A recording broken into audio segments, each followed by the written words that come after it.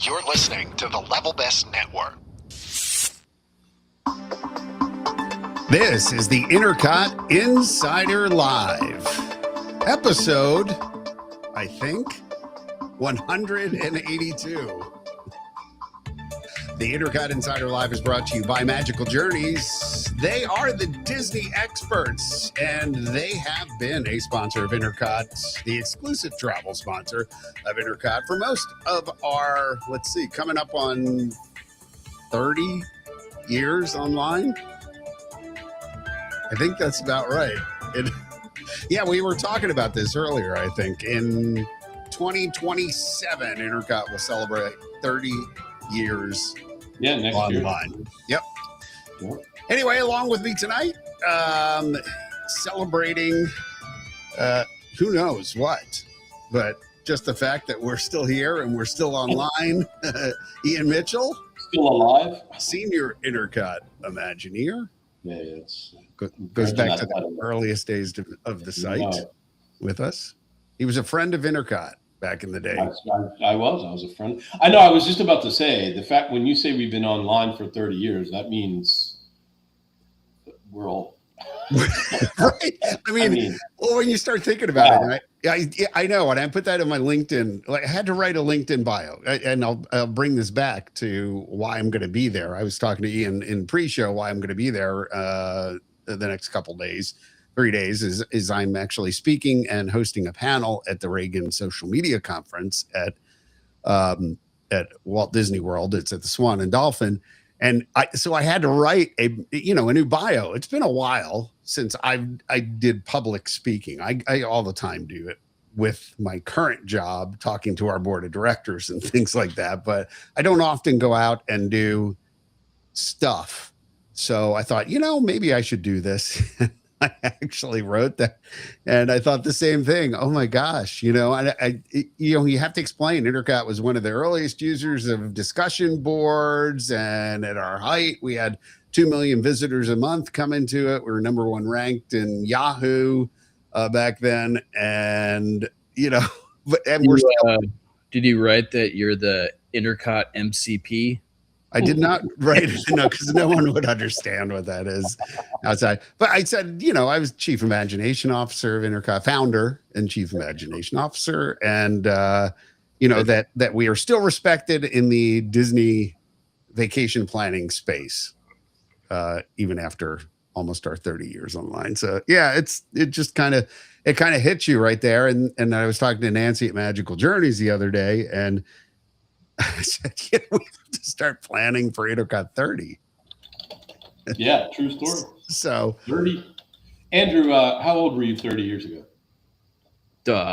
Not born. Wait. About to be 30. About to be 30. No, so INTERCOT is older than same age as Andrew. So that's not true. Okay, so you were born in 1997, right? 94, 90. God. I'm sorry, 94, 96. 96. Right. So you were, so INTERCOT went online in 1997, Andrew. So you actually were a little over a year old. Well, in fairness to Andrew, I asked him how old he was 30 years ago, and he answered honestly, he wasn't born yet. The challenge here is that INTERCOT doesn't turn 30 till next year. Right. Okay. All right. Well, that's true. I got your back, Andrew. It was an honest. That's true. All right. But he was a little over one, obviously. Probably an active user of INTERCOT. Yeah, I clearly remember those days. Yeah. Andrew is a July 27th, 7/27, and Michael is an 8/9. I'm a 7/7, like Andrew. So 7/7. 7/7. Nice. 7 got to stick together. Right. So, yeah, I mean, he got to enjoy the fruits of INTERCOT during the early days when we were doing pretty well back then. Probably about a year or two into it, things started cooking. It was a slow burn, but anyway, yeah. So what always used to make me laugh, the number of people who contacted us who thought we were Disney. we literally, it's true. Because we were the number one search result. Yeah, when you Google Disney World, got INTERCOT. There was no Google. Ian. Well, sorry. Literally, Yahoo. it was You're Yahoo. right. When you Yahooed Yahooed. or you Alta Vista'd or you web crawlered or I mean there were a bunch of search engines before Google. When you Yahooed, you got Intercot came up first. So people used to for a while I answered our guest relations email, and like people would contact us all the time and say like, "Hey, I stayed at your hotel, last week, and I left my daughter's favorite toy, and like, I had to respond, and I'm like, oh, you're like the master Disney." Yeah. No, but it was cool because folks were reaching out to us, and our instruction essentially was answer the question. If you can answer the question, do a little bit of research, answer the question, and otherwise point them towards the official site anyway, but try and solve the guest's problem, because then that means they'd come back. So exactly. Yeah. Actually, I remember I would always, like, if people contact me for something like that, I would always look up the phone number for like Lost and Found and be like, oh, you can contact Lost and Found at this number. And Yeah, I mean, down at the bottom of the site, we used to say, and we probably still have it there, that Intercot is not affiliated with the Walt Disney Company and not an official site. At the bottom of a web page, and if they do, nobody reads what it says anyway. So. Yeah, well, that's true. Back in those days. Well, Web 1.0. I'll have to, when we turn 30 or whatever, I'll have to go back through the web archive and just pull snapshots of what the site looked like. We should absolutely do that. It'd be great to do like one a day for like, I don't know, the first 30 days of our, like, and just pull up, like, you got to find a witch doll thread, and like all the classics. All the classics. Exactly. So while there hasn't been much change here for the last 30 years, the CEO for all 30 years. Yeah, I have been the CEO all 30 years. And by the way, on every single podcast we've ever done, all 182, Disney, on the other hand, is going through some changes, which was announced recently. I guess it was, it's going to become, or it becomes effective on March 18th, 2026, that Josh D'Amaro, let me say that clearly, is expected to become, or is going to become, the chief executive officer of the Walt Disney Company. Chief executive officer, actually. Is he? First. Okay, because it originally their PR and their press release on their website said March 18th. Oh, maybe it is the 18th. Okay. You know what? Now that you said that, I think at the upcoming annual meeting. The original release I read said the first, but now that you mention it, I think I did see the 18th mark on March 18th. So you may be right.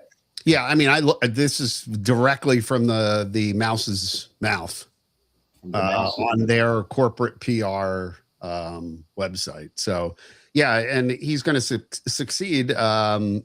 Secede. Longtime Disney CEO Robert Iger, the bosses on the board intend to appoint D'Amaro as director immediately following the meeting, and as head of the company's largest business segment. I can't talk tonight. With $36 billion in annual revenue for fiscal year 2025 and 185,000 cast members and employees worldwide, D'Amaro, a 28-year Disney veteran, is the architect of the largest global expansion in Disney Experiences history, and also has led the segment to new heights financially, creatively, and in guest satisfaction. That's directly from them. So good PR department. Obviously, we can discuss. And then as a side note as well, Dana Walden is becoming the president and chief creative officer of the Walt Disney Company at the same time. She was the other prime candidate for CEO. So they gave her that as her consolation prize for not being selected. I actually thought that she was going to get it, primarily because Disney is so focused on diversity and inclusion and equity that I thought they would want to go with a female for their CEO. I was a little surprised that D'Amaro got it. Well, it'll be interesting to see whether they can get together as a 1-2 punch and kind of a chief executive team, and maybe bring back a little bit of the golden era. The Walton Roy or the Eisner and Wells. Yeah, where you have people with a little different philosophies who can work together, maybe for the betterment of the company. I don't know. We'll see, obviously. But I mean, what are your guys' thoughts on Josh to date? And yeah, so he was like the chief. by the way, this is Andrew Yaglenski, who is my son. We call him.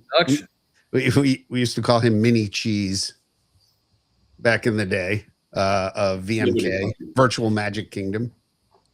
He was Mini Cheese. Oh, okay. Anderson, thanks for sharing that. Back then. Anyway, you were going to say, Andrew? I was just going to say that. So he was like so what was his title before that? He was chairman of Parks. What the heck is the name of that? Parks and Experiences, I think it's called. Probably Disney Parks and Experiences. Yeah. So he headed up all the theme parks globally. He was in charge of. Yeah. So my question is, probably except for Tokyo, because that's sort of exclusive. Oh yeah, that's like its own thing. But my question is like, since he was kind of in charge of the parks before that, how different is under his leadership? Are things going to change? I'm like curious what you guys think about that. From a parks perspective, I don't know. Yeah, I don't expect much different. I mean, to your point, Andrew, he's been in charge of the parks for, I don't know how long he's had that position. I think it's been like 8 years or something. Right. Yeah. So you would think, if anything, you would see a doubling down on what happened. And, now that he's the big cheese, so to speak. So, right. I've seen a lot of people, speculating like, oh, he's going to bring back Magical Express and he's going to do this and do that. Like, I don't think it's going to be anything like that. I mean, I'm expecting more of the same. I mean, it's certainly the one change that I think will happen for sure, though, is that Imagineering will be able to create. Man, is my video laggy for you guys, or is it just me? I think it's just you. It looked okay. Good, because mine, it's awful on mine. It's like distracting me. Sorry. I think the story is that Iger was the one who was totally focused on only IP-based attractions for the theme parks, and that Tomorrow never agreed with him, and that he's going to lift those sort of shackles, and Imagineering will be able to create net new experiences that are not, IP-based. So we'll see. I mean, that came out not long.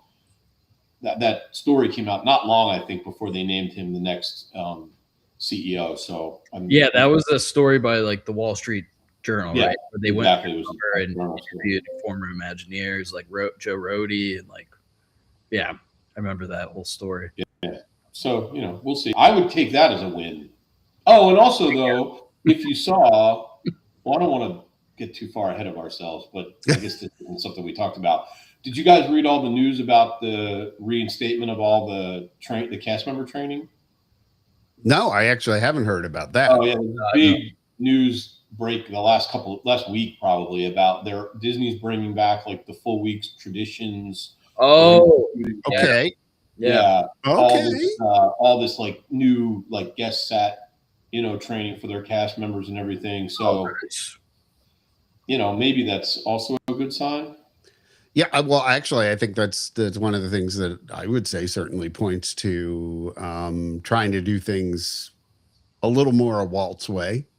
Certainly, because we all cried about that. I think way back when that they were cutting back on training and understanding the company and then the one day. That was part of what made Disney special, was that it wasn't just here's your fries, ma'am. It was actually just nothing and handing you the fries. Yeah, you went to school and learned why the company does things the way they do, how they do it, and how to be a good representative on the front lines. And I think that's important. I mean, I really do, especially if you want to differentiate yourself from the amusement park world and you really want to create a themed experience. You need to have that. So so they're calling it their hospitality reset. So what the narrative that they're following is that most of the cast they have now, I think it's over 60%, was all hired in the post-COVID, like, oh my God, we need people, like we don't have anybody. So they didn't get any training at all, and they just threw them out there. And so they're calling it a training debt. Yeah, I also heard they had trouble like rehiring for different positions after COVID. So like there was less cast members out in the parks. Like I don't know about you, Andrew, because you're there just as much as I am, maybe more now. Like I still feel like they're not fully. Yeah, certainly in some. I mean, if you look, when did COVID like officially end? Like it was certainly done by 2022, right? I mean, I think it was at least a couple years into it before things really started opening up. I mean, because I think I visited Disney in 2021, and it was still the mask and the social distance. They were open. I know they were open in 2021. Yeah. When we moved here, they were open. Yeah, we went almost right away. So I mean, the parks have been back open for 5 years. And like they still don't have like all the bibbidi bobbidi boutiques open, and like what was it, the thing outside of the Star Wars attraction in the studios that they used to, the Academy, where Darth Vader used to come out and stuff like that, never came back after, like stuff like that. Great guest experiences. Lots of stuff never came back. Even at Saratoga, what's the name of the resort that includes the word Saratoga Springs? Saratoga Springs Resort and Spa.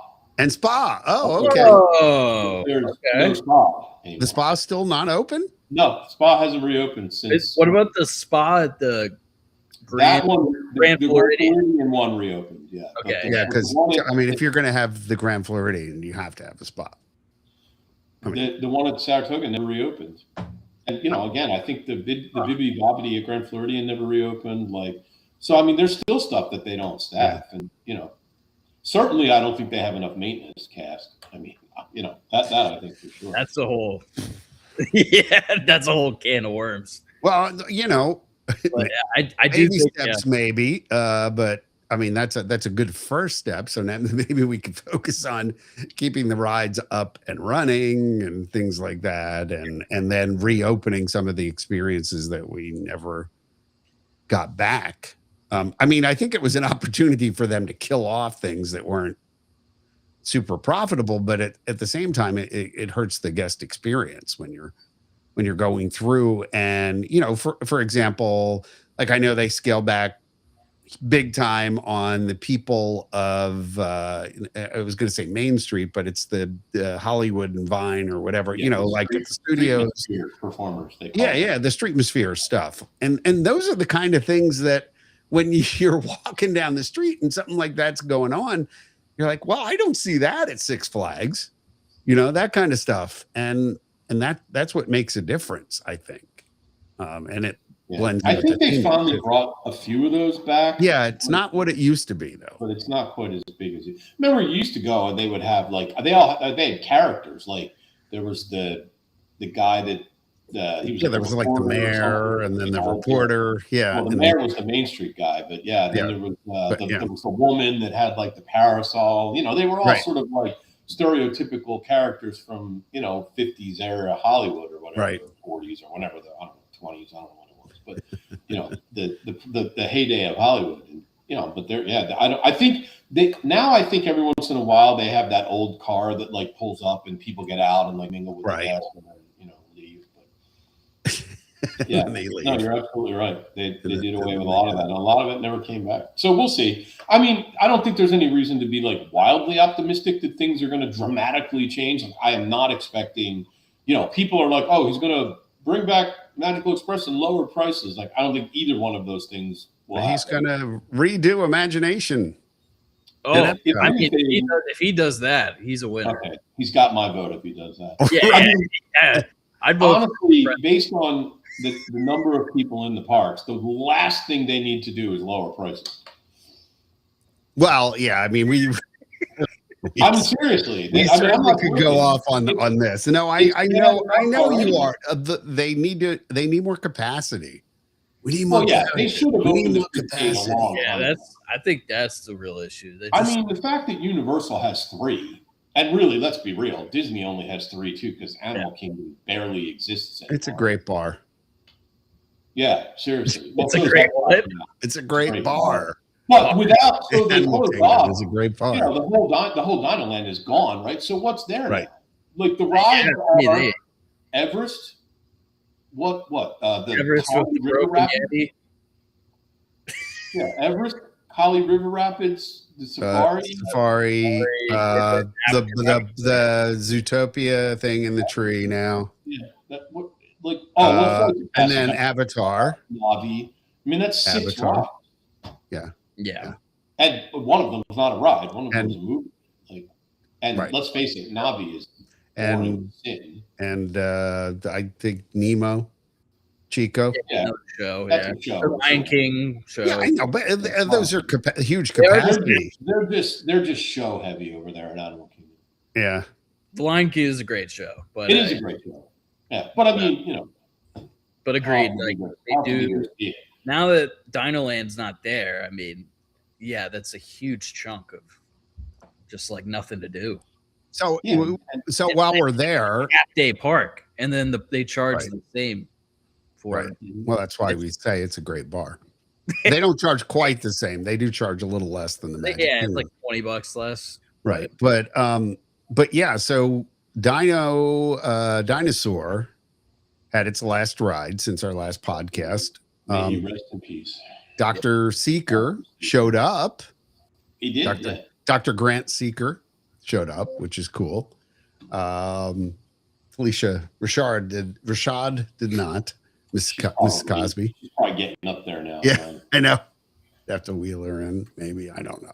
I don't know how old she is. I really don't. So I don't know, but I'm sure she's. I'm just joking. But yeah, so that's done and dusted. Soon to become Indiana Jones. Be interesting to see what comes of that. That whole area is now under construction.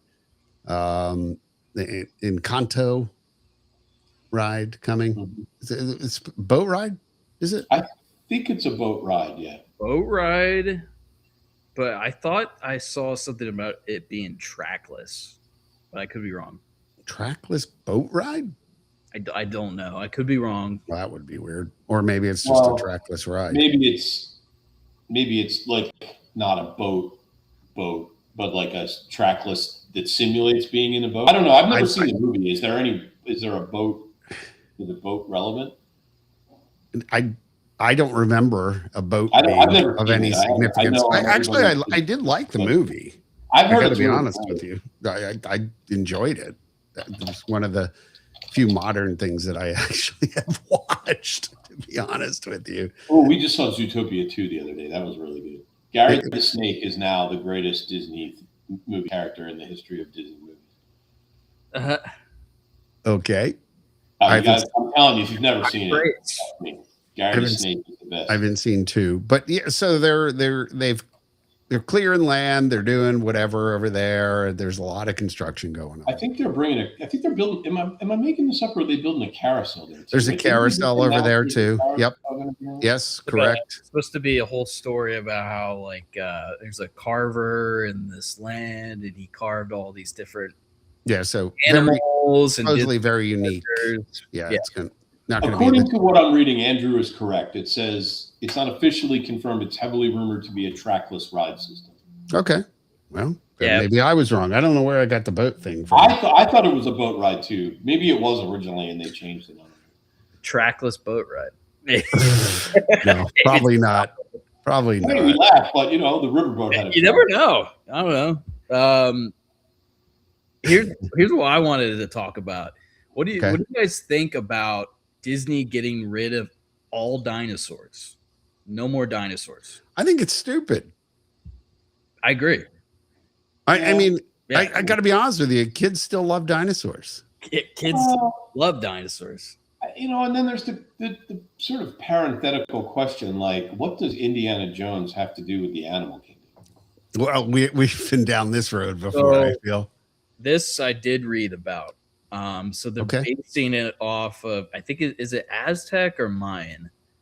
It's some mythological creature from their mythology. It's like the temple of that creature. Okay.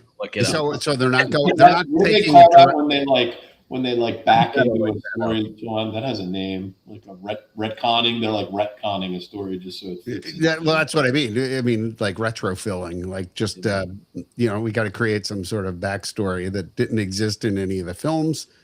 I mean, is that what's happening? Is that, Okay, that so we're it's a Mayan within a Mayan temple searching for Right. a mythical creature.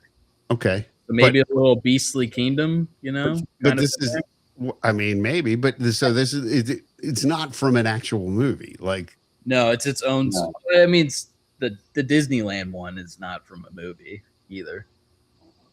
Yeah.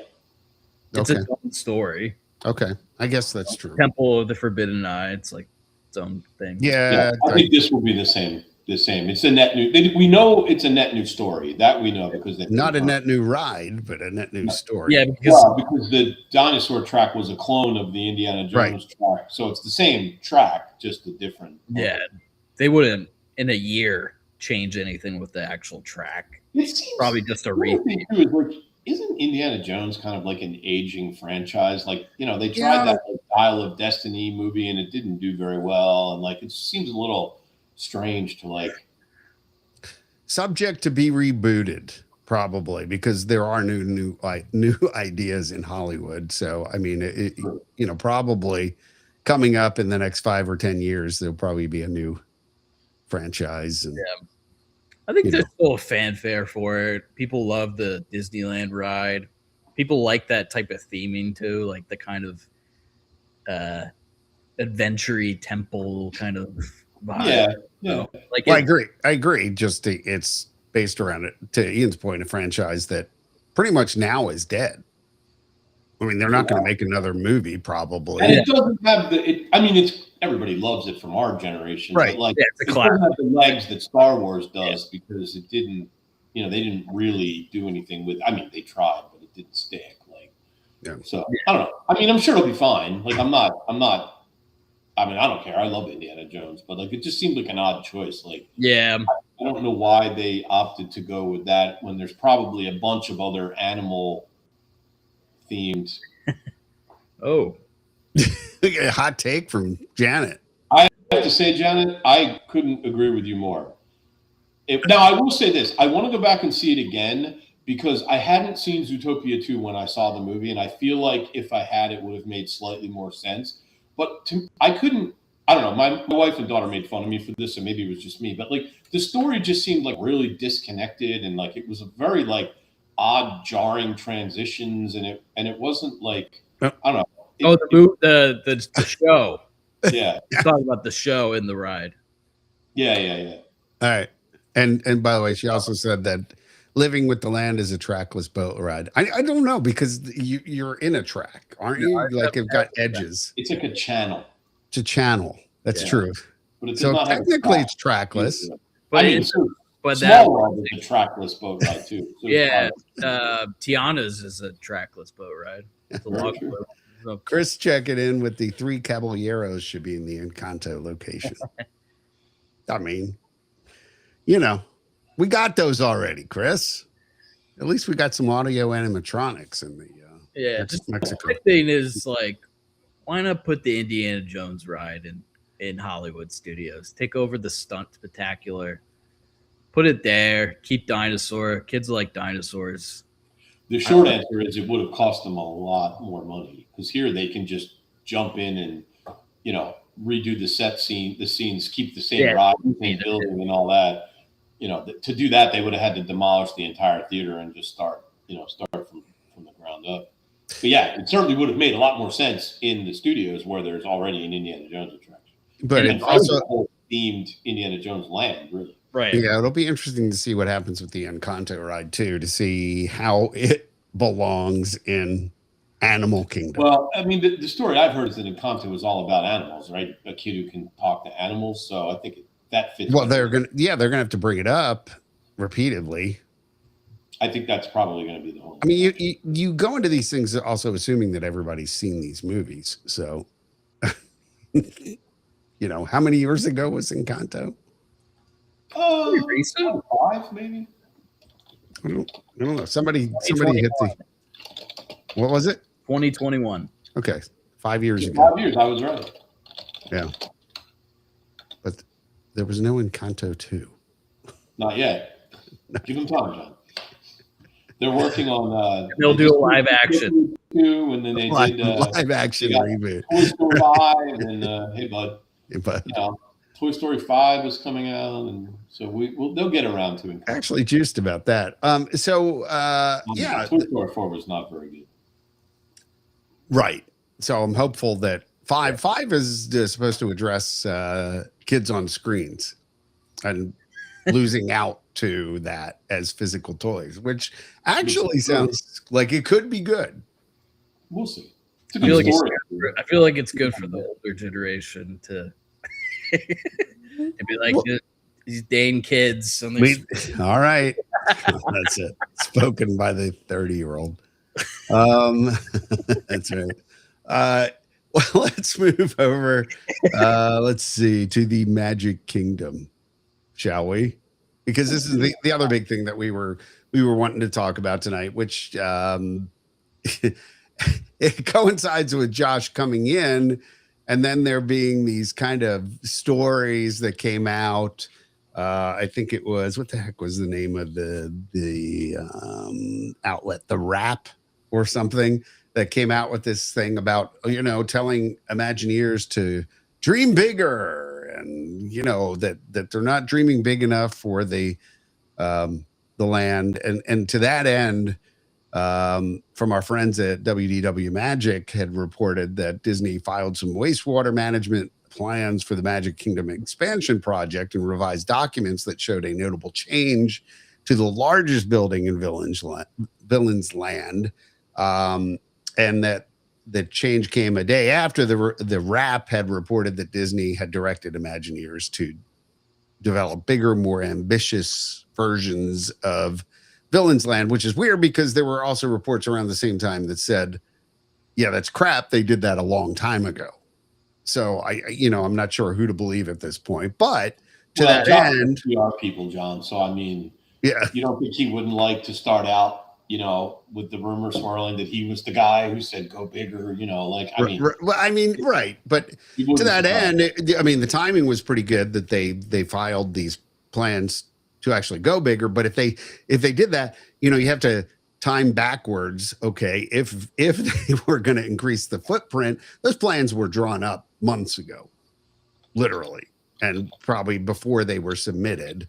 So they had to have been talking about this a little while ago. But that includes a new Maleficent dark ride, now intended to rival attractions like Rise of the Resistance in scale and complexity. So this is the still rumors. These are rumors, okay? And then hold on, let me get it all out there, and then we can discuss. Which is that the attraction is now being designed as an indoor water-based ride. People have talked about it like the Pirates of the Caribbean, which is at Shanghai, is it? That has some interesting effects and screens and things along that lines. Yeah.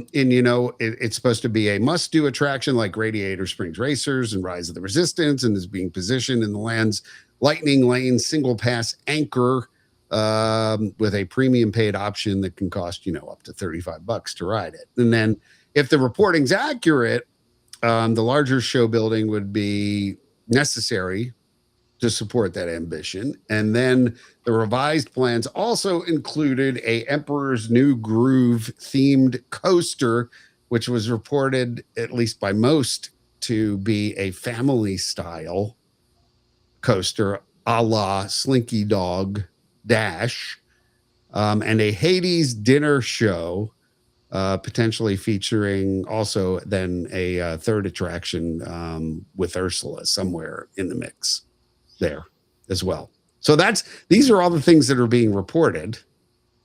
The Ursula thing, I think, is going to be a flat ride or something. I could just see the arms and, you're riding on the tentacles. Okay. Yeah, I'm expecting a spinner.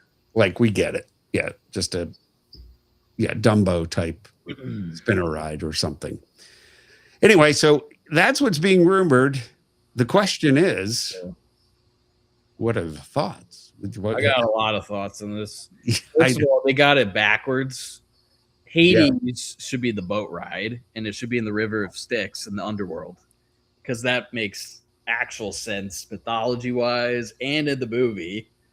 So they got that wrong. Maleficent should be the roller coaster. Yep.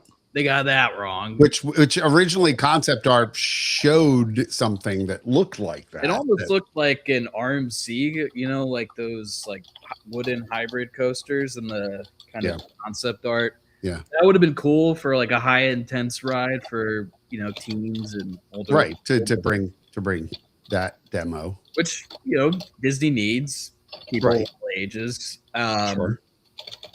And then it would, the Ursula thing, that's fine. That makes you gotta have this. You gotta have a family ride. Do something which the carousel is serving in Animal Kingdom in the new Tropical Americas, right? So the part is they wanted, I think, in this report, right? They wanted to bring more of a kind of like family atmosphere a little bit. Originally, it was supposed to be a little like dark, like right. Yeah. So they wanted to brighten it up a little bit, I guess, and include Emperor's New Groove, which I think it's a great movie, just not the right fit, in my opinion. I think. I would argue that Kronk is a villain. Like, I mean, he's sort of Yzma. Yzma's the villain. Yeah, but the coaster's supposed to be a Kronk coaster. Is it? Yeah. Oh, really? And is it? He's not really. I mean, he's hardly evil. Like, he's sort of a bumbling idiot. Like, it would be like putting what was the Danny DeVito? Have like a redemption story at the end too of the movie. Yeah, like I mean, he's not. It's just not. I mean, it's not a great church movie. It's just kind of a. It would be like putting like Gaston's goofy sidekick, as the lead villain in a ride. Like, he's not. He's just right. Pull the lever. Yeah, supposed to be a pull the lever moment. What do you feel? How do you feel about this? The anchor ride being themed around Maleficent. I mean, I know she's sort of like their signature. You think? I don't have a problem with it. Really? Because she's like the mistress of all evil, and she's the classic Disney villain that you think of. I think of when you think of first of Disney villains, I do tend to think of like her or like Cruella de Vil. But there's already Ursula in the mermaid ride, so you're right. Giant animatronic of her in the ride. How are you going to tell? I just don't understand how they're going to tell a story at scale. Yeah, that sustains an entire attraction. I think you could do it. I just think they did it with the wrong type of ride, like a trackless dark. A roller coaster makes sense. You have the dragon. Yeah, the dragon. Right. I mean, you could even do something cool where, like, you're coming down a hill and like a big fireball comes out of the dragon. Like, sure, plenty of opportunities there. Yeah, be awesome. I should imagine here. See, I could. None of my ideas would ever make it off the drawing board. That they'd be too expensive. But on a slower moving, I mean, I would imagine there'll be some epic battle scene, but it'll be probably mostly screen based with some physical props in it. Like if you look at what the Shanghai Pirates does, and how they pull that off. I mean, it's okay, but Shanghai Pirates does have that really cool effect where like the screen turns into an animatronic. It is really cool. Right. So I mean, there may be something that's. I mean, I think that's what they're going for. I just think they do it the wrong way. Should have been Hades. Yeah, the whole thing of the big Cerberus, and you're going down River Styx, and I mean, but Hades was a little bit. Hades is a little bit of comic relief too. I mean, that's great. Like you need that balance. Like you have a little bit scary. You have like Cerberus and the Titans, and maybe the dead bodies. Remember the Panic. Pain Panic. You have the dead bodies rolling in the river as you're going by. Yeah, it makes sense. I mean, Maleficent didn't even have like evil sidekicks, did she? Like, she wasn't even in the movie that much, really.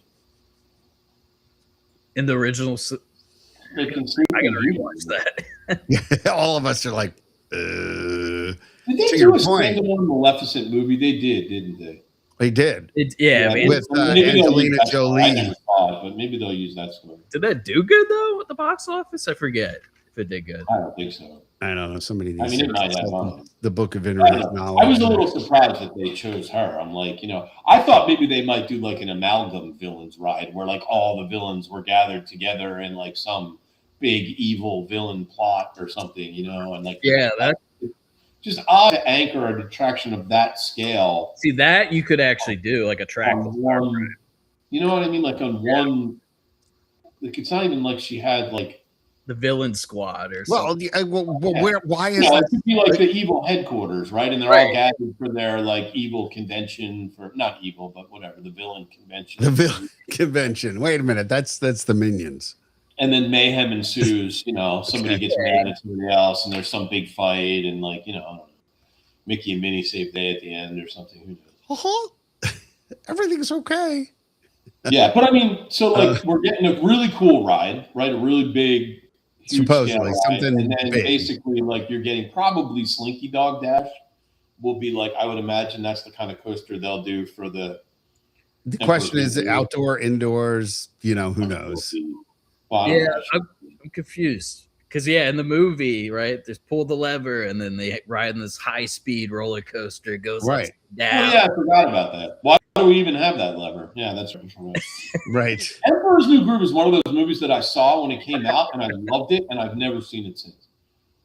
It's a great movie. It's actually It's a really good movie. I really enjoyed it. I didn't expect to at the time. I thought it was David terrible. Spade. Yeah. He's great. And Patrick Warburton. Yes, that whole movie didn't end up what it was supposed to be originally. It was supposed to be what, Kingdom of the Sun or something like that, or it was like some completely different movie. Right, I do remember that they I think they fired the guy who was like in charge of it. Because remember, that was like at the end of the string of their really bad run of duds when they had like Chicken Little and like just that horrible string of like just embarrassingly Treasure bad Planet. movies. Yeah, which wasn't a terrible movie. No, but it wasn't. But it was in that time frame. But it didn't do well at the time. Atlantis, by the way. Atlantis. Yeah, Treasure Planet. Planet. I forgot about Atlantis. Atlantis is really good. Great. But again, it bombed at the box office. Box office didn't do it great. Yeah. So I think they fired the guy who was in charge, and whoever came in was like, "Yeah, we're not making this movie. Like, it's terrible." Like originally, I think Sting had some great soundtrack to it, and then ended up only like cutting like a couple songs for the new movie because of it just some things fell apart. I'm pretty sure. You got like Brother Bear in there too. That's another like the Mackenzie brothers. I had given up on them for a while. Oh, that was pretty good. It was funny. If you like Bob and Doug McKenzie, that was pretty good. I heard it was pretty good. Yeah. So didn't they do that like dinosaur movie in there too? It was just called Dinosaur. Well, that was what they renamed and used the footage for the attraction instead of being Countdown to Extinction. Yeah. So, I mean, I'm kind of with Andrew. I would have liked to have seen a little darker edge. But apparently we know how that goes down because extraterrestrial, terrestrial alien encounter didn't last, and you can't get too scary. Snow White's adventures then had to be called Scary Adventures, and then that got rid of, and so. And they changed it in Disneyland too. It's like the Enchanted story or something. They used to be the Scary Adventures, then they got rid of the ending with the witch and the Scary Forest and all that. Everything's happy now, but they still have Mr. Toad, and you go through hell at the end.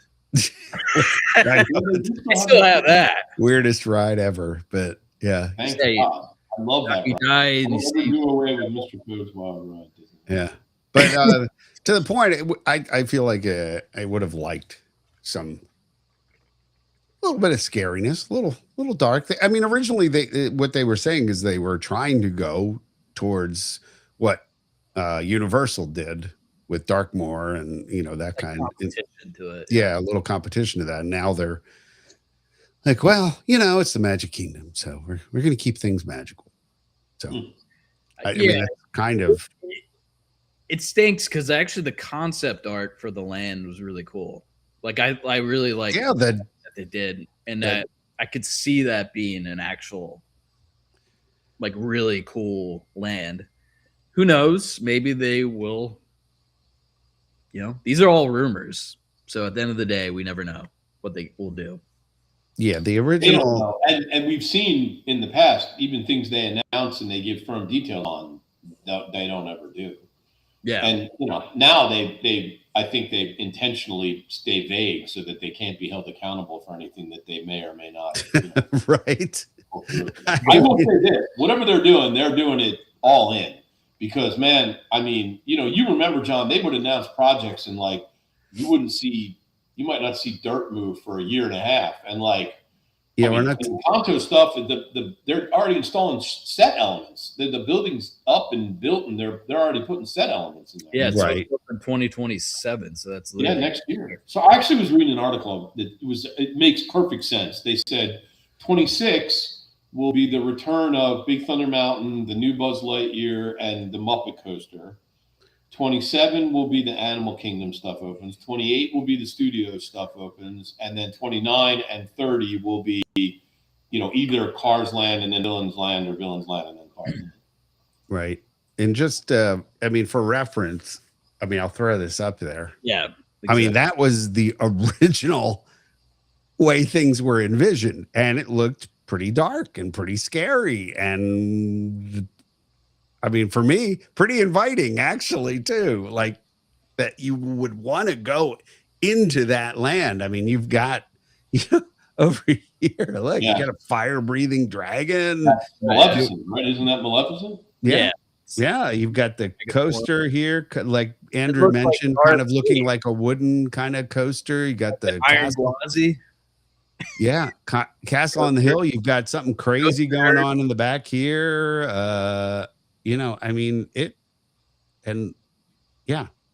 Looked awesome. So, yeah, it looked just like creepy, like unsettling. Right. Like you don't have to go over the top with like jumps. This is not happening. Let me take a slightly different point of view here.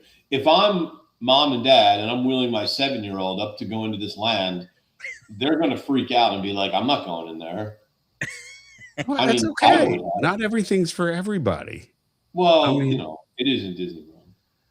Well, my guess is that probably in the center area and then maybe towards wherever this was. Looking. Like little kids would freak out. They wouldn't even want to be anywhere where they could see that. Well, quite frankly, if you go into the Avatar land, it's dark. You've got glowy kind of crap. It's got oozing gunk coming from.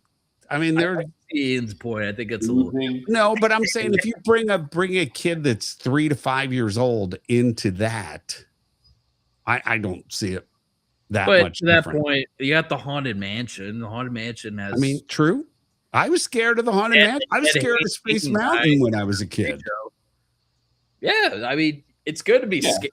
Tower Terror still exists. It's one thing to have an attraction that doesn't look scary on the outside that kids don't want to ride because it's a roller coaster. And another to have an entire land that's traumatizing people as they're walking by. Like, I just think, maybe just a little creepy. Haunted Mansion always scared the crap out of me. That was an anchor attraction. Quite frankly, dead men have no tails, or dead men tell no tales at Pirates of the Caribbean. That was scary when I was a kid too. My son cried in the line for that ride when he was like 9 years old. That was because he didn't like the hill. Dead men tell no tales. Anyway, interesting though. It's an interesting time. We'll be curious. It's a mess over there. One thing that really irritated me. Did you guys see the news that the Floridian Way? This is only Disney could do this. So we moved here in June of 2021. Right. And that construction on Floridian Way was underway. It was going on. Right. Now, March of 2026, and they just announced that it will be delayed by 15 months. Yeah. You know what that's called, Ian? Spread those quarters. Yeah, yes. That's what it is. Yeah, but it's a mess. Yeah. They don't care. It's a complete mess over there. They don't care. As long as shareholder value. Spread the quarters, baby. Yeah, I-4 is a mess. Well, one thing tomorrow should do is force all the other business units to pick up their slack and not make theme parks deliver so much of the profit.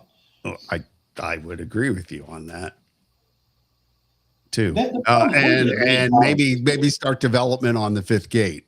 They acquired so many companies and they never really properly merged them in. So they've got like so much redundancy and bloat, and their systems don't talk to each other. Yeah, we know. Every time we go and register for a Run Disney race or try and book a hotel, you literally get put into a queue to book a hotel.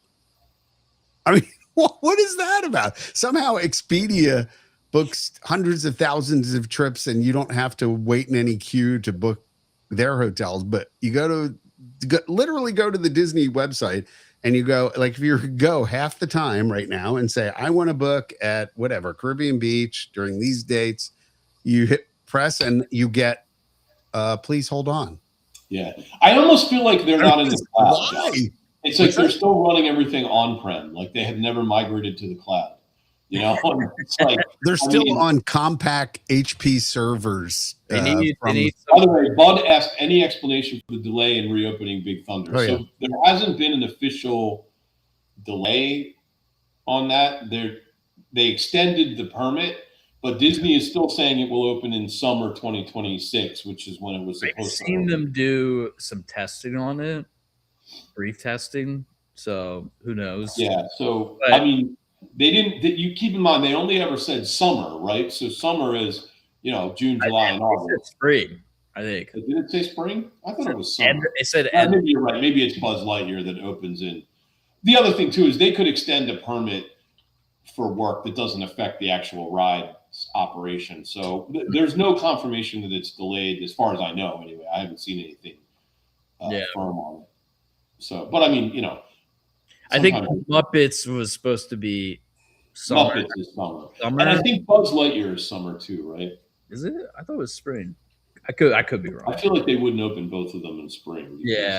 That would kill their momentum. Yeah, so I mean, there you go. A nice transition there. Heading over to the studios, and Rock and Roller Coaster had its final run with Aerosmith, and now is being transitioned to some sort of Muppets attraction. There's been some work seen at the entrance to it, the upside down car that you go, kind of through the entrance to get back into the Rock and Roller Coaster area is being repainted. Yeah.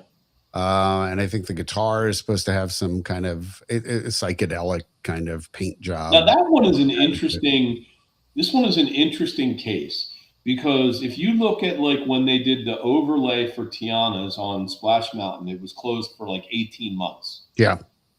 This one is going to be closed for like 6 months. I think the thing is, I think they were cueing what they were doing, because, you notice they for the last number of months that Rock and Roller Coaster was open, they had that wall in the initial studio. So if you think about it, okay, what's the theming that has to take place here? Yeah, it's pretty much the pre-show. It's the pre-show, and then whatever the signage. Yeah, what is there, like 6 signs in the? Yeah, there's like there's not that many. Well, that's and you it. certainly don't have to change the Hollywood sign out. You could just throw a couple of Muppets on it and call it a day. And then the soundtrack. And then the post show, just when you come in at the end, are they going to do anything? Where the band has arrived or you've arrived at where the venue is that they're playing, and that kind of stuff. But probably isn't the band at the end of Rock and Roll Coaster, there's a screen, right? So they'll just do. There was screens, the on top of amps and things like that. Yeah, so they'll just do a screen. So literally, I think my point was just that first room is the majority of what has to be done. Some exterior stuff on the guitar, the car, out front. What's that? The queue. Yeah. There's not much that needs to be done. Well, there was the whole G-Force Records theme they'll have to do away with, remember? And there was you're assuming that they're not signed to G-Force Records. Well, that's true. Actually, they could probably do some homage. The what? Some homage. Okay.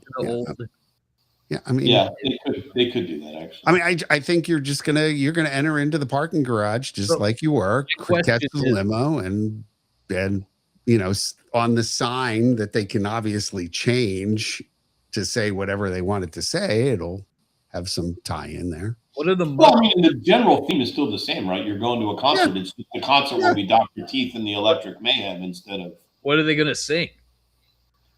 Yeah, we were talking about that yesterday, actually. So who knows? The question is, will they sing Muppet songs? Will they do like "Can You Picture That" or whatever, or will they sing covers? Like, if you think about it, right? Will they do like a Guardians experience where they sing like 6 different covers, and then each ride you get a different Muppets cover of a classic rock song? Probably. Oh, Animal was going to do "Animal" by Def Leppard. Animal. I have a feeling that and I'm a little worried that might be what it makes it kind of lame. What I was surprised by more than anything was the number of people who were really upset that they were taking Aerosmith out of the ride. Like, I never understood why Aerosmith was in there in the first place. So, like, I didn't mind them being there, but I think they were there way too long. That I thought the original concept was maybe they would swap it out with somebody else. Not really not family friendly. It's not very family friendly. Yeah, unless you're into your daughter dating. I like the little rock and roll on the roller coaster. I thought that was pretty. I mean, I like it too. I don't hate them, but I'm not much of an Aerosmith fan. I just it was just an odd choice. They're kind of scummy. Like, just didn't really move. Well, not to mention the fact that they didn't look like that after about 5 or 10 years of that being there, and nobody cared. It's like, I don't know.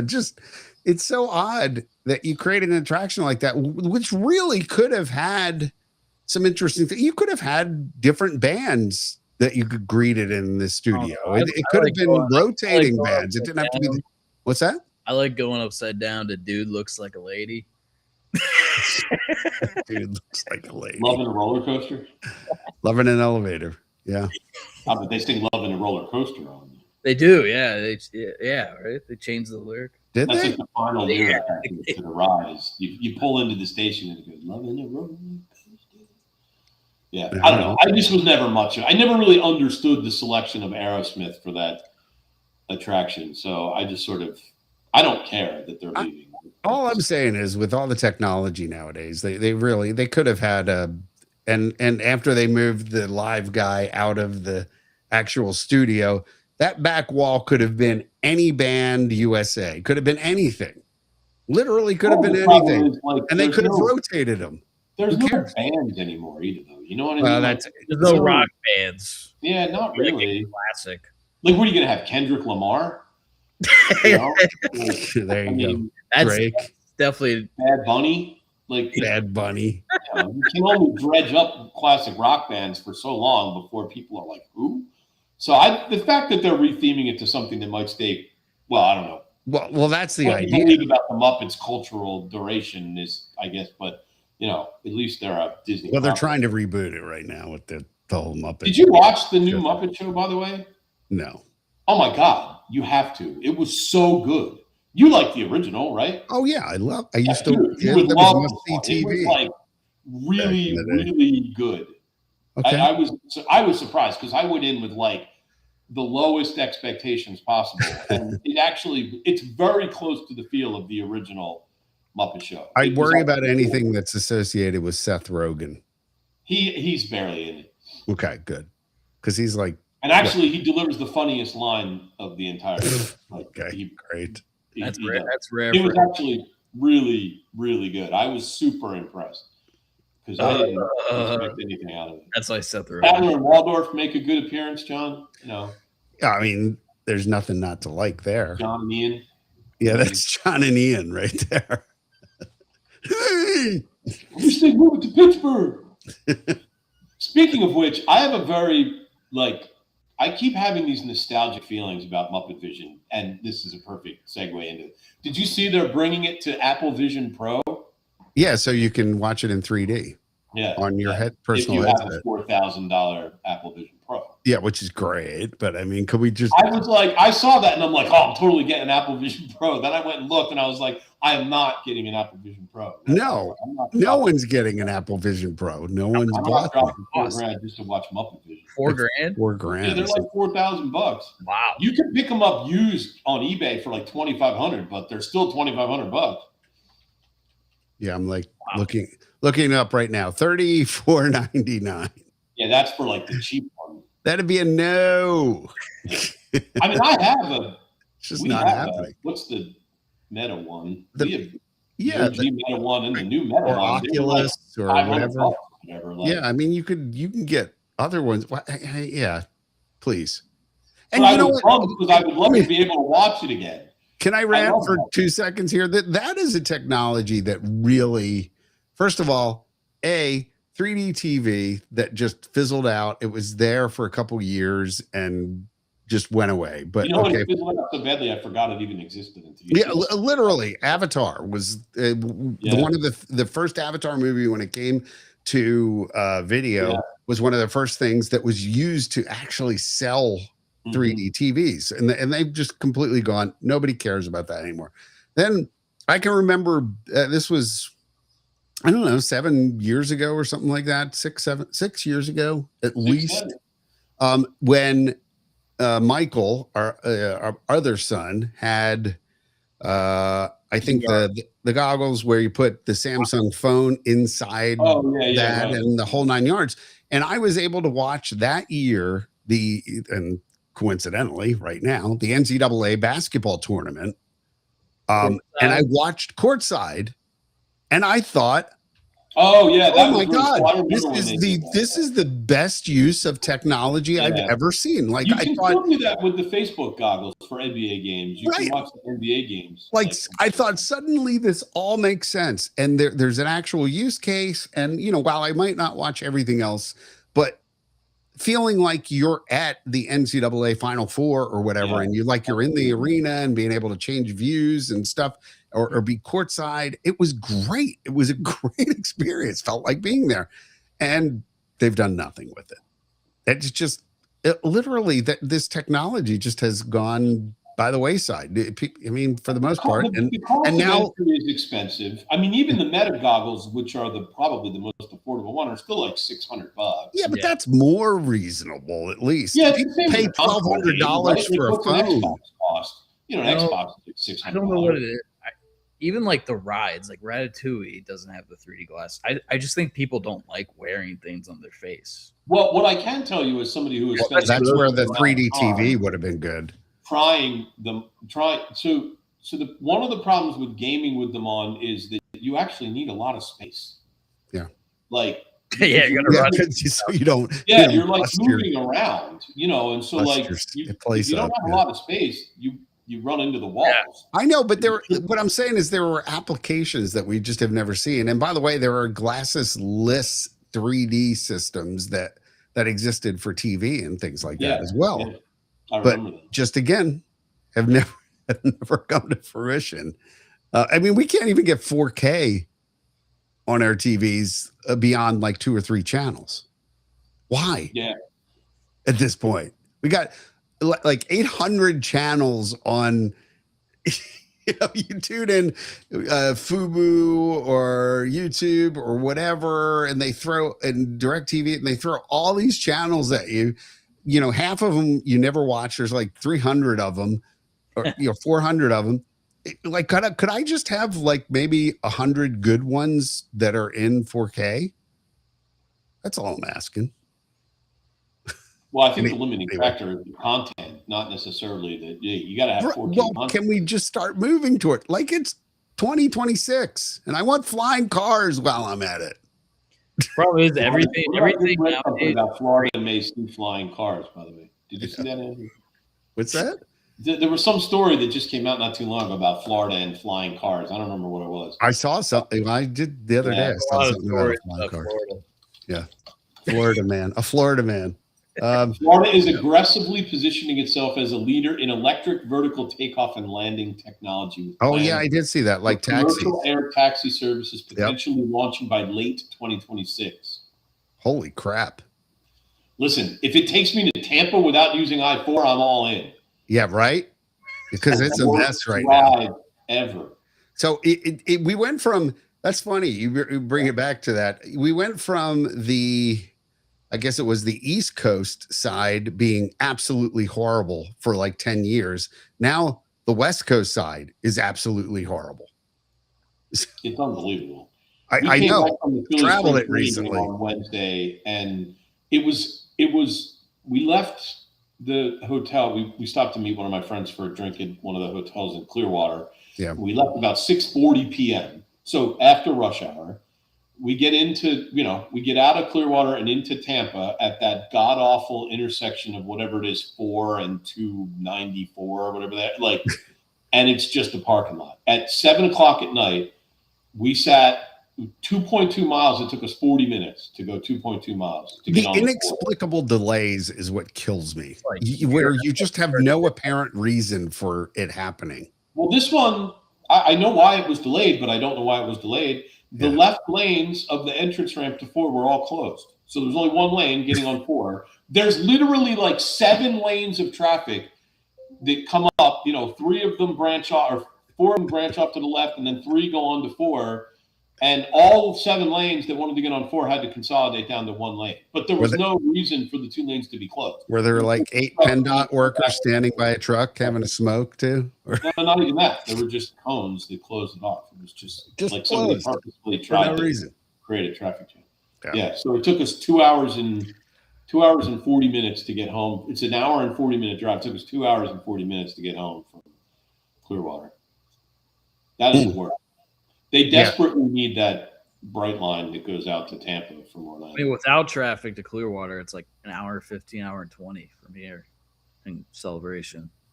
Because we went there like once. You're a tiny bit closer than Yeah, but do you remember even when we went to look at that car that was out towards Tampa, going out towards that Winter Haven. It was somewhere, out there. It's just, we hit like 3 or 4 delays on the way out there just for no reason. None. Just sometimes you can be very, very unlucky. So anyway, little inside Orlando talk, folks. Other stuff that's going on. Obviously, we've got in the studios as well. We've got Olaf, who's going to be teaching you how to animate. There's a little bit of an uproar because apparently animators themselves are not going to be part of this show. Humans. It's like an AI Olaf or something. It's screen based. Yeah. I thought Olaf was an actual physical character. No, that was an animatronic. Yeah, I thought it's an animatronic. I thought I read it was screen based because I think they're using the same technology in Paris. They have a free roaming Olaf that uses AI to like interact with guests. Yeah, well, I think this one is going to be mounted to a chair. I think it's going to be, and it's pre-programmed probably. But from what I understand, at least, is that they're going to have different animators to walk you through different things, but they're going to be on screen. Oh, maybe that's the screen that I'm thinking. Yeah, you're right. That's what I'm thinking. So Olaf's going to be physical in the room with you, but the animators will be on screen. Right. So there's no people. Right. So in other words, you're not really learning from an animator. So I got a problem with that. I think that's maybe they pointed the AI at Disney's animation and it learned all the animation from Disney's history, and now it's just as smart as all the animators. So that is coming. They said late summer 2026. I don't know some of these things. Star Wars Launch Bay is going to transform apparently into a place where kids can, this is Disney PR stuff, obviously, kids can laugh, draw, dream, explore animated new experiences. Topping the building off will be Mickey's Sorcerer's iconic cap, just like the real building in California.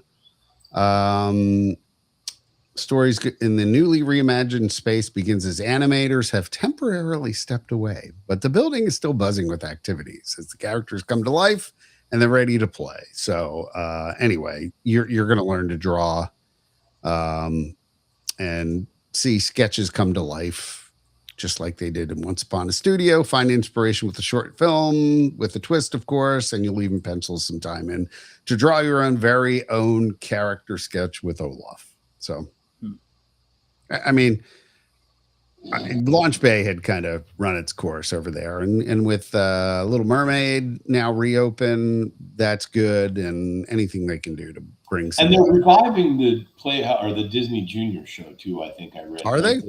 Yeah, I think that's coming back too. So that whole side of the park may remain relevant again. Yeah, and then you've got monsters going on right now too. That arch, which was a little weird. What's that?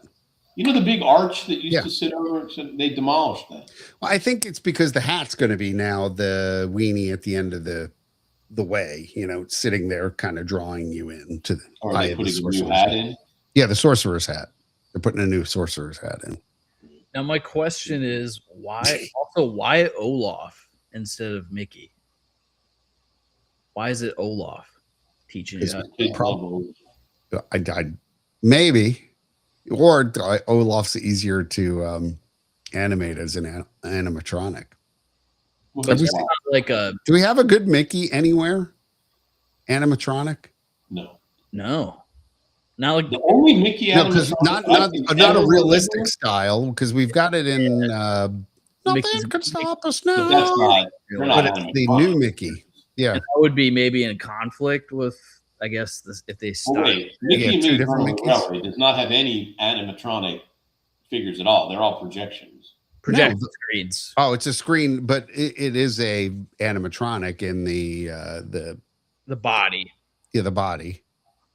In the what is it, Runaway Railway at the end, in the picnic scene.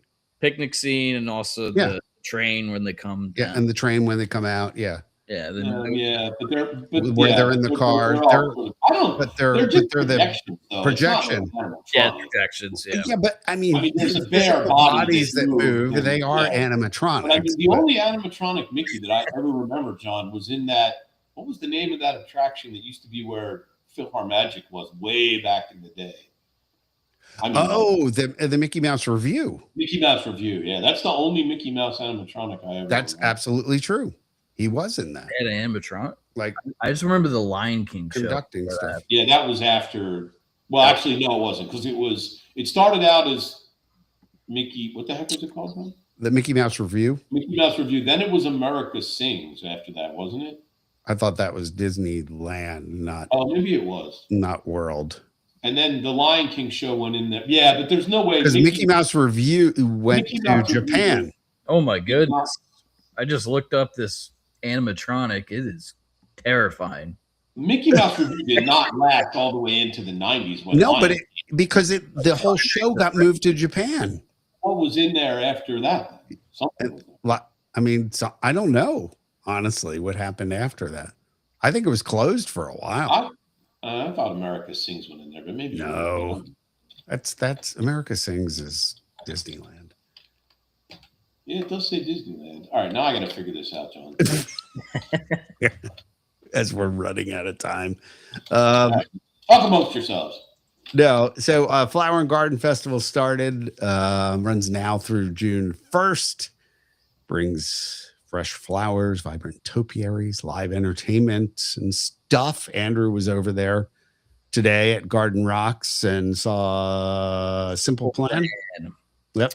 The line to see or to sit in the stadium was insane. It was all the way to the bridge where the by China. I'm looking at who's going to be there. Okay, so I mean, there's some interesting stuff. So you've got coming up after this. I'm not going to go through all the dates, but I'll name the artists: Blue October, Billy Ocean, the orchestra. Featuring former members of ELO and ELO Part 2, Herman's Hermit, which we love Peter Noon. We just absolutely love him. The best. He's awesome. 38 Special, good one. Chubby Checker, really? Yeah. I mean, seriously? Didn't know he was still around. Sugar Ray, gonna be there, which will be cool. Information Society, Pure Energy. Boom, boom, boom, boom, boom. Do you remember them? I want to know what you're thinking. Oh, Me yeah. what's on your mind. Yeah, the Information Society back in the day. They're going to be there, apparently. Oh, They're is going that to the song about the scientist?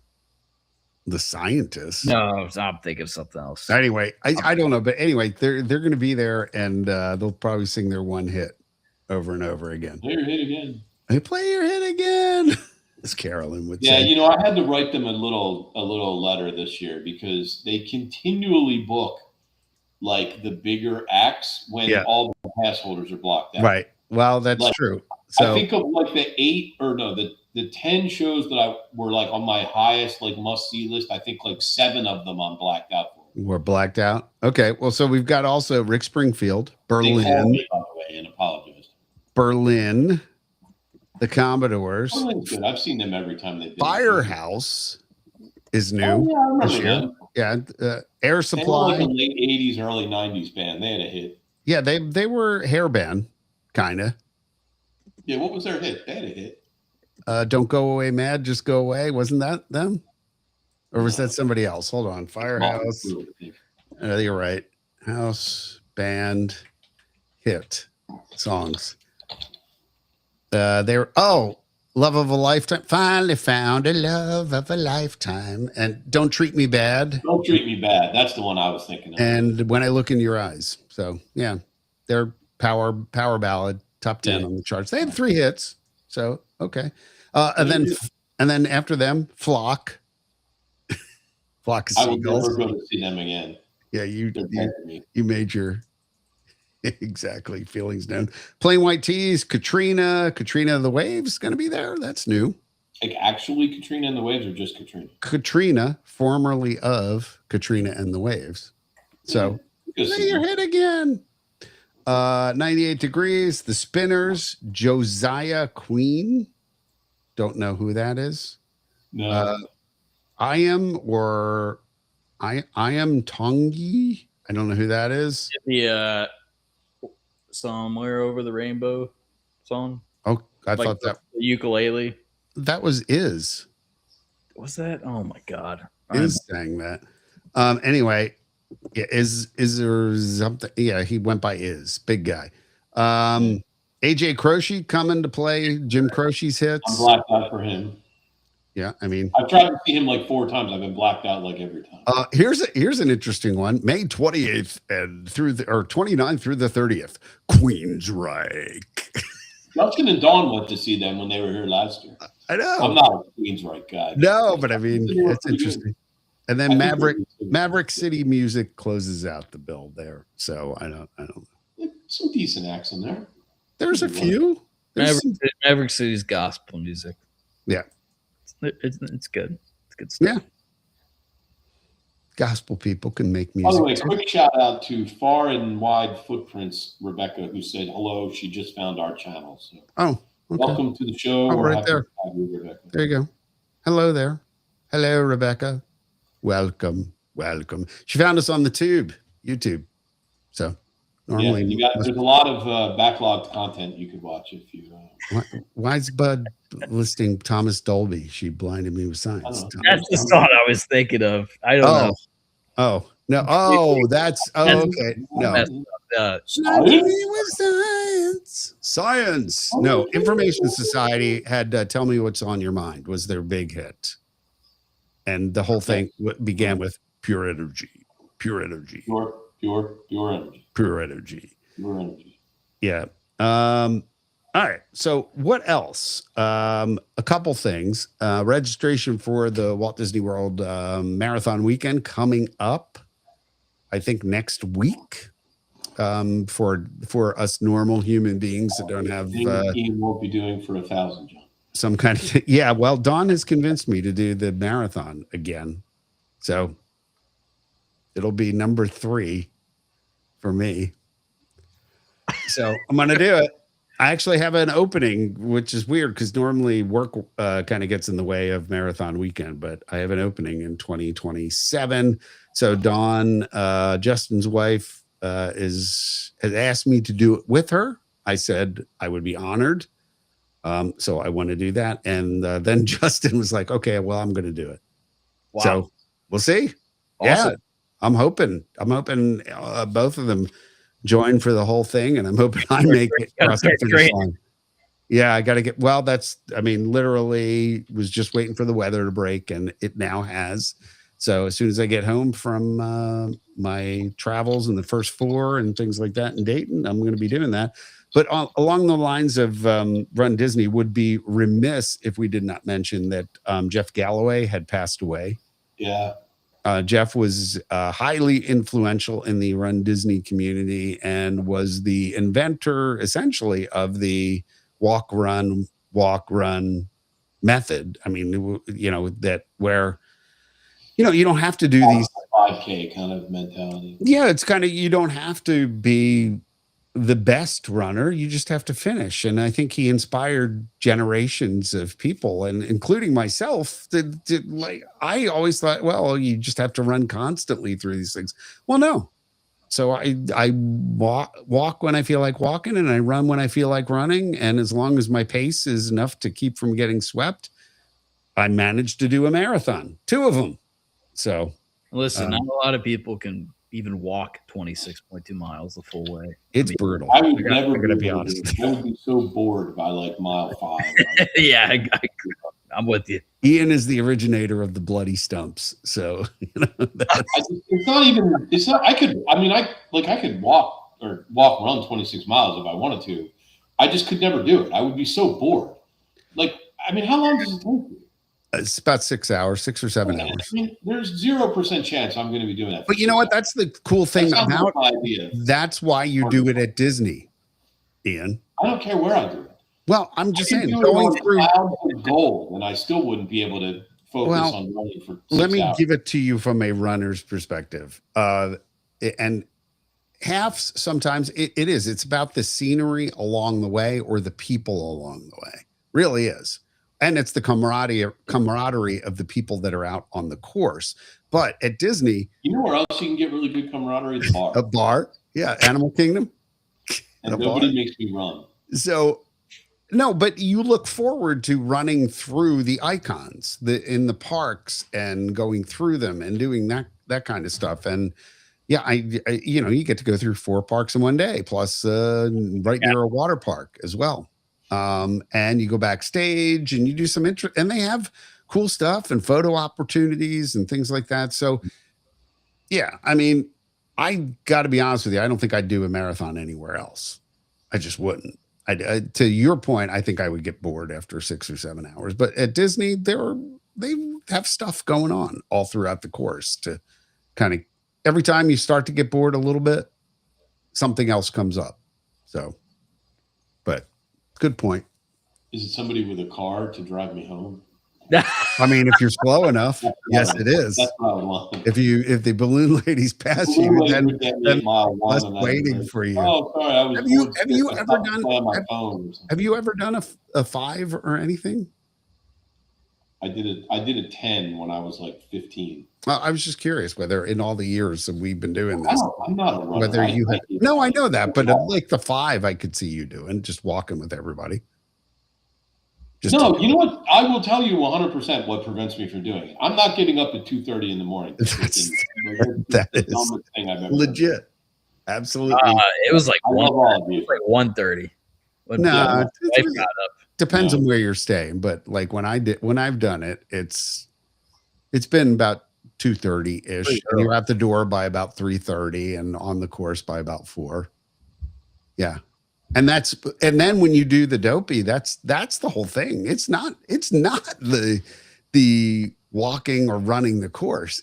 I swear it's the endurance of actually making it through 4 days of not sleeping great. Yeah. And running that distance. Yeah. And then doing the distance and then thinking that you can go to the theme park during the day and everything will be okay. No, do not. Well, a lot of people do. They do. So, and I do that all the time. In their little costumes, with their medals on, roaming around.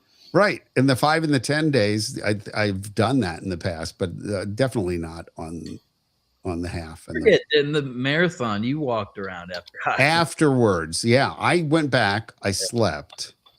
I went to the bar at the pool. Yeah. Had a beer, had some some munchies and stuff like that. And then finally, like around 6 o'clock, made it back because I was craving some fish and chips for Epcot.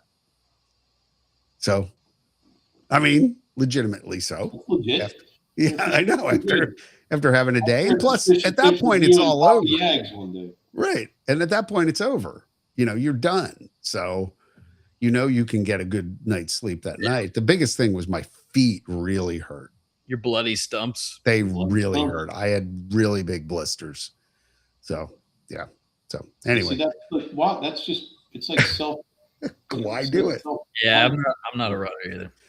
All right, I think we've come up on our ending here. We sure have. It's 9:30, so it's time to get out. So anyway, with that, here, let me hit that. Time to cruise on and thank our sponsor, Magical Journeys. Visit them, plan your next vacation to Disneyland, Walt Disney World, Disney Cruise Line, Universal, pretty much anywhere. Nancy and crew will take care of that for you. They've been our sponsor for most of the 30 years that we've been online, and they are a good friend of the show as well. Great people over there, great agents who will make your vacation planning life a heck of a lot easier. So until next time, I guess, Andrew, I will see you tomorrow with your new car. Got to drive Andrew's car down to him, which we bought in Hilton Head. How are you getting home? Collectively, flying home. Oh, yeah, which is a pain because I have to fly from Orlando to Charlotte and then Charlotte to Savannah. So I have to go north to go south. Yeah, Stacy's picking me up at Savannah. Yep, indeed. Ian, I will see you then Tuesday. You want me to find somewhere for us to eat? I'll find somewhere and make a reservation. Yeah, I mean, I never hate Steakhouse 71 if they have availability. We could also try the new bourbon steak at. Okay. Dying to try. Okay. Not steak. Not STK. No, we're not going. Definitely not. Never STK. Joining us for dinner that night? Oh no, you're not available, John. No, he's not available. He's going to be at a concert with his celebrating his wife's birthday. Who are you going to see? Sticky Fingers. Oh, yeah. Stones cover band, right? Oh, okay. I don't know. I don't know anything about them. I'm just going. I think they're a Stones cover band. Really? No. They're like an Australian rock band, but they're not. Really? No. Oh, there is definitely a touring Rolling Stones cover band called Sticky Fingers. Well, because that was one of their albums, right? Yeah. Yeah. Okay. No, it's not that. Okay. Anyway, I don't know. And on that note, Going. Thanks everybody for tuning in. We'll see you next time. Bye now. See you later. Bye-bye. Bye-bye.